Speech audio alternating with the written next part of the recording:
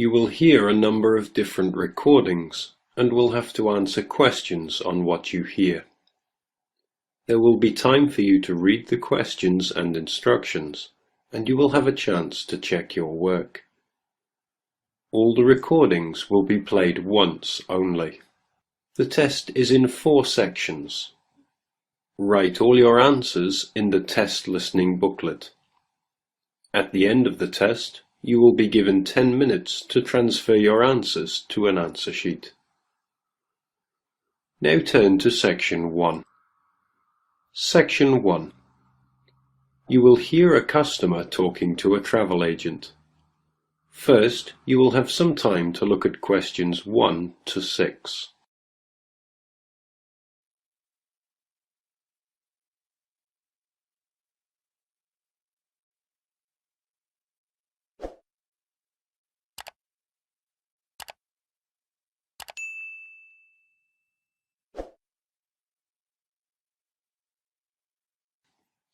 You will see there is an example which has been done for you. On this occasion only, the conversation relating to this will be played first. Hello, welcome to the travel depot. How can I help you? Well, I'm looking for a reasonably priced holiday. I went to South Africa for a month last year, and I'd like to see North America this time, maybe Canada. The customer says he went to South Africa last year, so the correct answer is C. Now we shall begin. You should answer the questions as you listen, because you will not hear the recording a second time. Listen carefully and answer questions 1 to 6. Hello, welcome to the travel depot. How can I help you? Well, I'm looking for a reasonably priced holiday. I went to South Africa for a month last year, and I'd like to see North America this time, maybe Canada. But I'm also interested in Europe if the prices to Canada are too expensive. I'm on quite a tight budget, you see. Well, you could go to Europe, but I'll get some prices for Canada first. I've been to Vancouver. It's lovely at this time of year. And we have some special offers on at the moment. Okay, well, I have some relatives over in Vancouver, so that would be good. I can always travel around Europe next year. Besides, it may be a bit too hot for me at this time. Right, let's have a look at some prices then. When would you like to go? Sometime at the end of next month if possible, but I'm quite flexible any time between the 24th and the 31st. I'd like to go for 3 weeks. Well, there's lots of availability for those dates. Now, if you're concerned about the cost, it's cheaper if you don't mind not flying direct. Sorry, what do you mean? Well, if you don't mind changing planes, then it's cheaper. Oh, well, I don't mind changing planes. In that case, the cheapest flight I have leaves on the 25th and changes in New York. It's only a short stop. You'll be in the airport for 2.5 hours. How does that sound? Sounds good, but what's the price? That's £412 for a return flight, but that doesn't include airport tax. Would you like to arrange any accommodation? No, I have a cousin I can stay with. All I need is the flight, so I think I'll take that one. Right, I'll just check availability for your return. 3 weeks, did you say? Yes, that's right. Okay, well, there are seats available on the 14th or the 15th. Which one would you prefer? The 14th sounds good. Yes, from the 25th to the 14th sounds fine.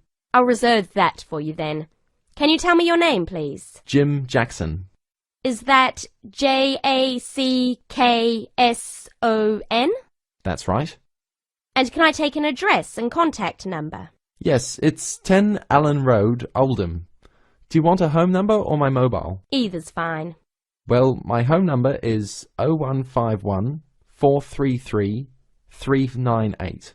Okay, so you're booked on flight number VN217 to Vancouver, leaving London Heathrow at 11:35 in the morning on the 25th and returning on the 14th. So that's 20 nights. Now, one more thing.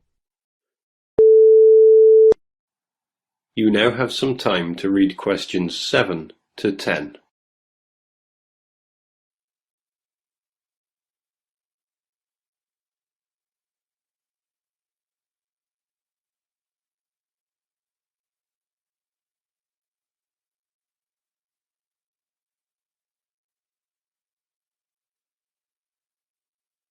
Now listen carefully and answer questions 7 to 10. Now one more thing. Do you have any travel insurance?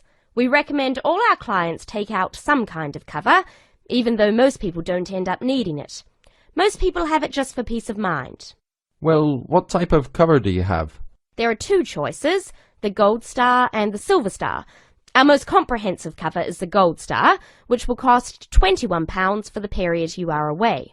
It's a good policy because it covers almost all eventualities, even extreme sports such as snowboarding and skydiving. What about the Silver Star? That's £18, but it doesn't cover you for any dangerous sports. Well, for £3, I think I'll take the first one. The gold cover, please. Right, and is there anything else I can help you with? Well, do you have any information about what to do in Vancouver? Yes, I'm sure there's something on the computer that can help. Yes. There's a Shakespeare play at the theatre, but at $54 it's quite expensive. That starts at 8 p.m. The City Museum is really popular too, if you like that kind of thing. They have a special exhibition of Japanese armour next month. Entrance is free and the museum is open from 9 to 4:30, Monday to Saturday. Would you be interested in either of those? Oh, well, maybe. Well, I'm sure you can arrange that when you get there anyway. So it's the flight and the Gold Star insurance. That's £433 in total. Can I pay by Visa? Yes, of course. If you start... That is the end of section 1. You now have half a minute to check your answers.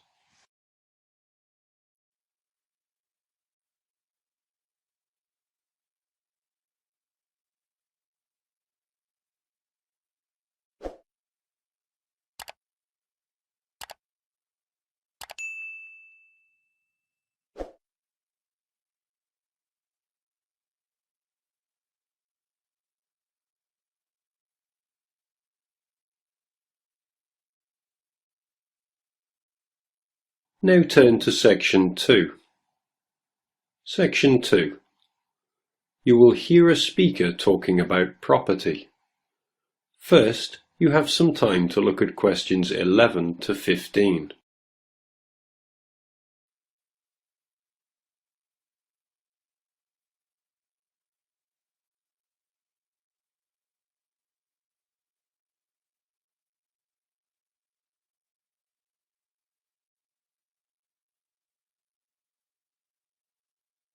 Now listen carefully to the first part of the talk and answer questions 11 to 15. Thank you very much for inviting me here today. I understand that you all own your own home, and some of you may be interested in buying additional property here in the city, so I hope you will find the information I am going to share with you useful and informative. I'm going to talk about the situation with property here in the city.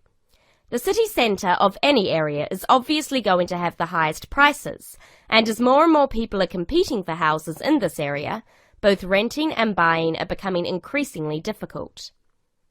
It is most people's dream to one day own their own house. House ownership gives us a feeling of having achieved something, and we can see clearly what we have worked so hard for all our lives. It can give us a sense of security for our old age, and a knowledge that we will hopefully have something to pass on to our children.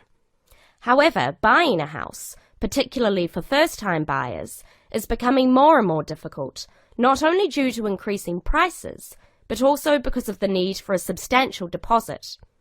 For younger people, buying their first home is very difficult and often impossible.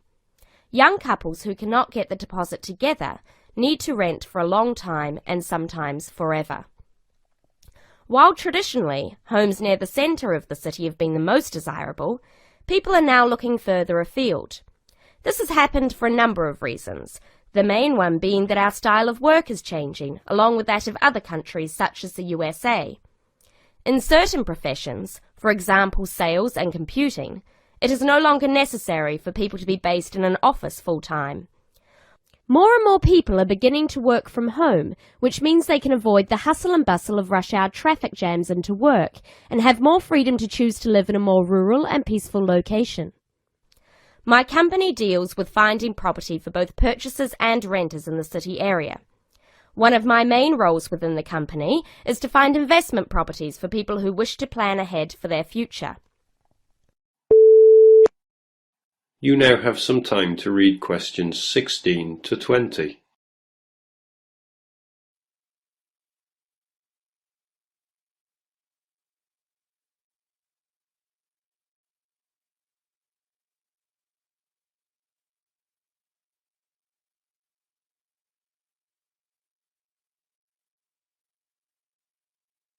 Now listen carefully and answer questions 16 to 20.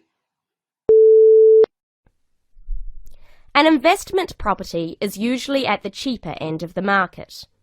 People buy investment properties not to live in, but in addition to their own home in order to rent it out to other people.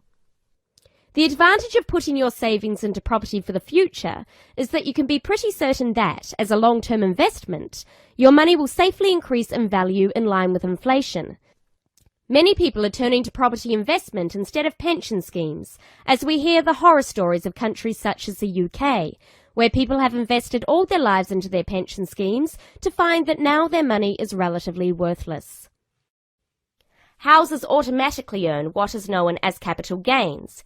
That is, for every year you own the property, it becomes more valuable and often gives a better rate of interest on your money than most banks do. However, that is not to say there are no risks. There are people who buy property when the market is high and prices are inflated beyond their true value, only to find that when the housing market slows down, they are in a state of negative equity. Negative equity is a situation that arises when you owe more for the house than the house itself is worth. In short, the best advice is to be aware of the ups and downs of the housing market. Property investment, if handled correctly, can be enormously satisfying. I hope that this has given you an insight into the basics of the property market. Thank you for listening. Please raise your hand if you have any questions and I will try to be of assistance.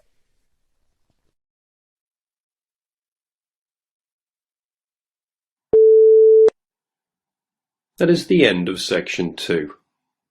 You will now have half a minute to check your answers.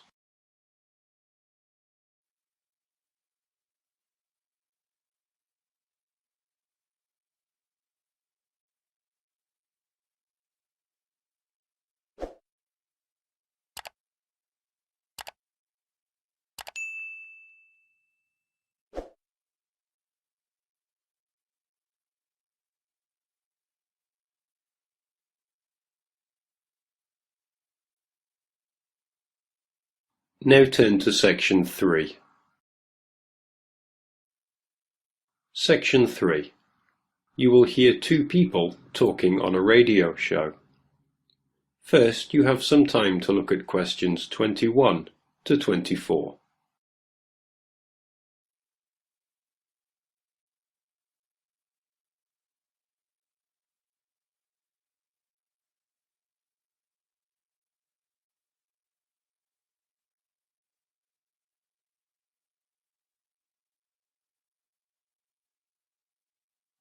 Now listen carefully to the first part of the conversation and answer questions 21 to 24. Thank you very much for tuning in today to listen to our weekly hour on conservation issues. Last week we spoke about the impact of environmental changes on primates, and this week, to continue the theme, we have invited in a specialist by the name of Professor Andrew Ripley, all the way from USA, to tell us more about the problems faced by the cat family. Professor Ripley, thank you very much for joining us today. It's my pleasure. Thank you very much for inviting me. So I understand that you spent a great proportion of your time travelling the globe and monitoring changes in population levels of the cat family. Yes, that's correct. Of course, we're not talking about the domestic cat here, but their majestic cousins such as the lion, tiger and jaguar, to name but a few. Which member of the cat family do you yourself find to be the most fascinating? Well, I've spent a lot of time recently studying jaguars, but the lion is still my personal favourite. It is the world's most social cat, and unusual in the way in which it chooses to group together with others of its species. prides of lions basking in the sunshine are probably one of people's most vivid perceptions of the African bush. Yes, certainly. I totally agree with you.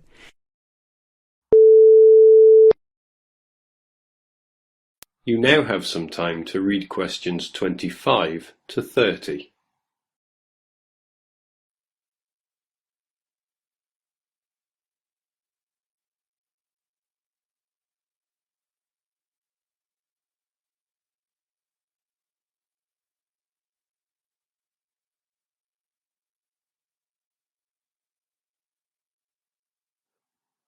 Now listen carefully and answer questions 25 to 30.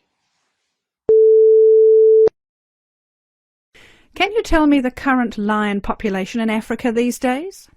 Well, it's very difficult to measure it accurately. Figures range from 100,000 to as few as 30,000. But it's generally estimated that there are 50,000. In order to maintain the population and protect the species from poachers, many are moved to protected areas. Which member of the cat family do you feel is most at risk? For different reasons, a number of species of the cat family are endangered, sometimes due to natural predators or environmental changes, but mainly because of the threat of hunters. For example, I'm sure you're aware the bones and body parts of tigers have been and still are traditionally used in medicines in the Far East.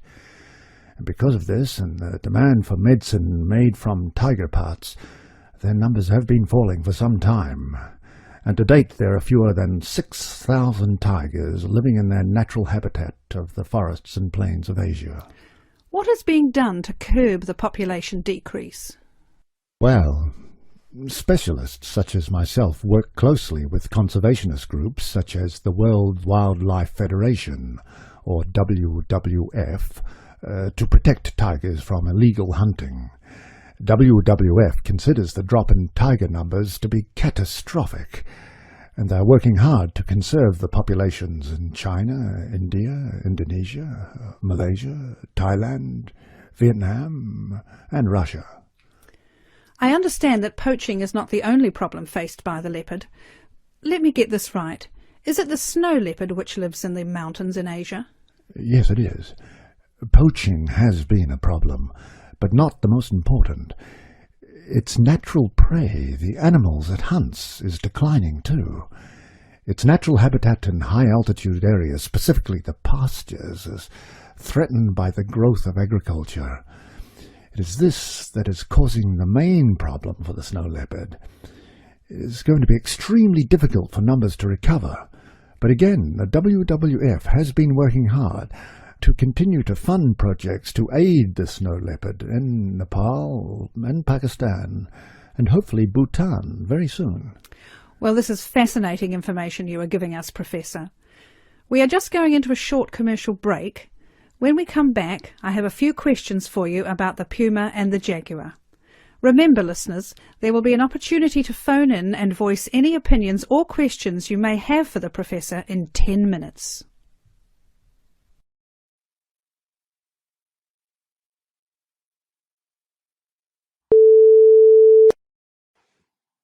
That is the end of section 3. You now have half a minute to check your answers.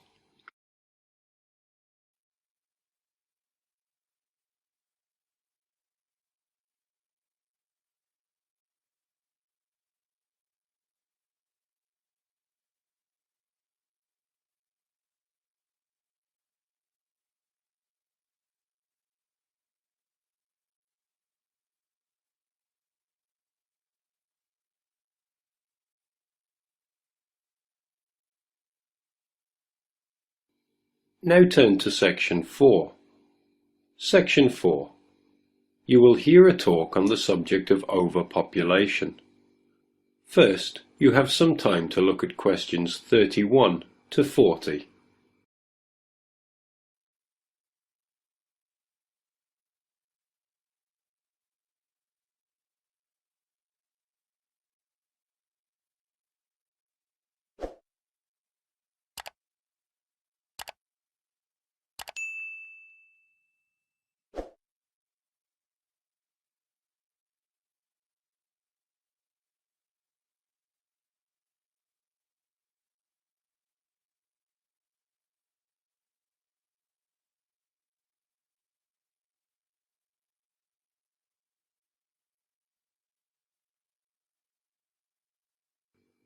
Now listen carefully and answer questions 31 to 40.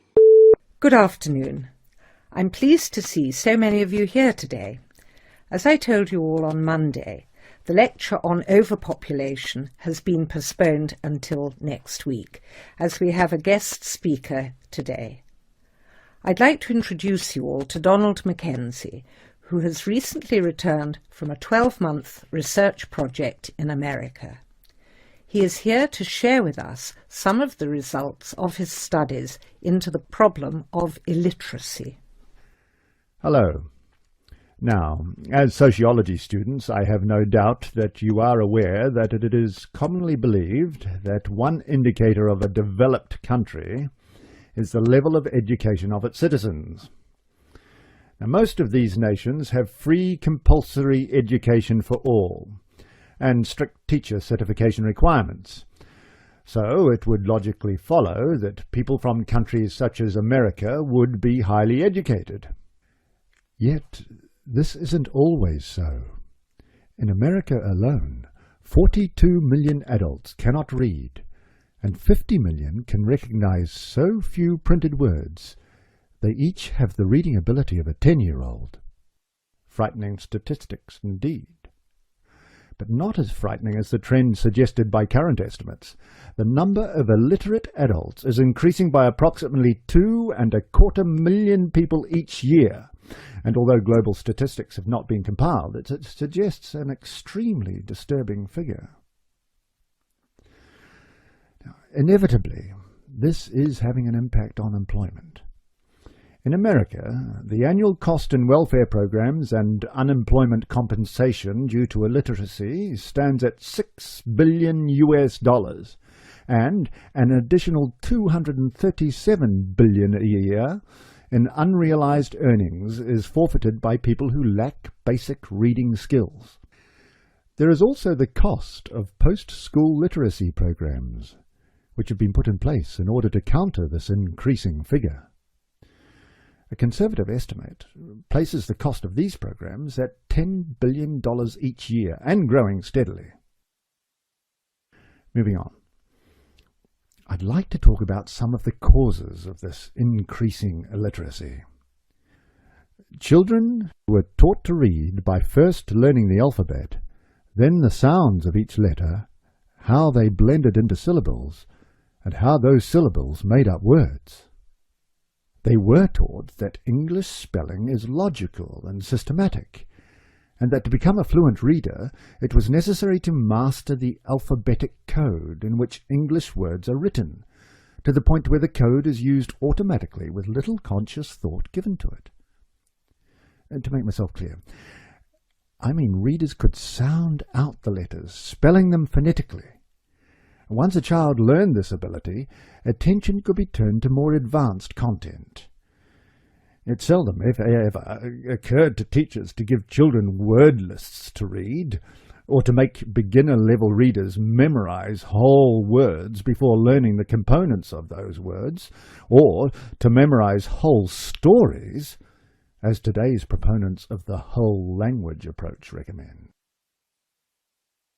Several recent studies have found that 90% of remedial reading students in developed countries are not able to decode fluently, accurately, and at an automatic level of response.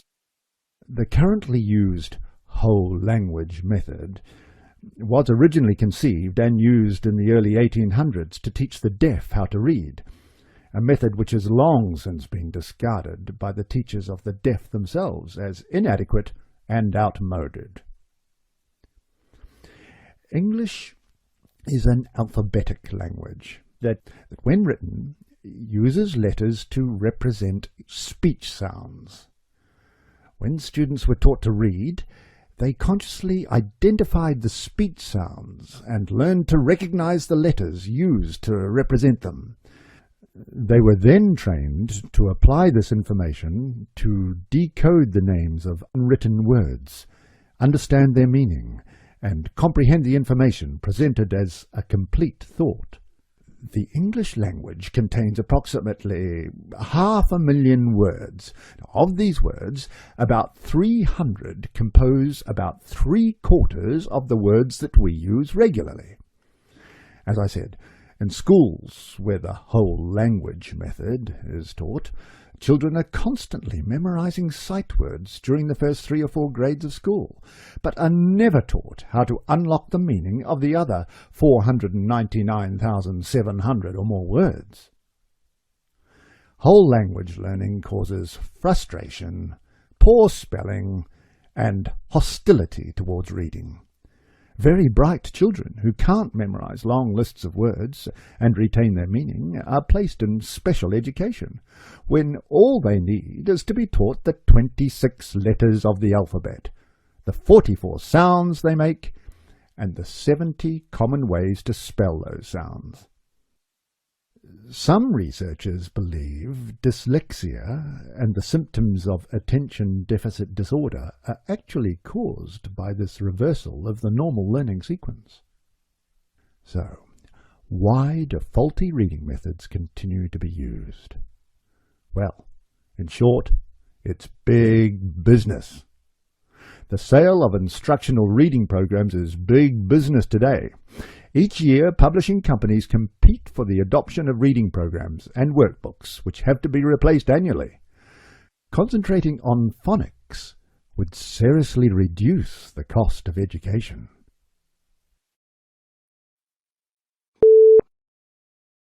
That is the end of the listening test. In the real IELTS test, you would now have 10 minutes to transfer your answers to the answer sheet.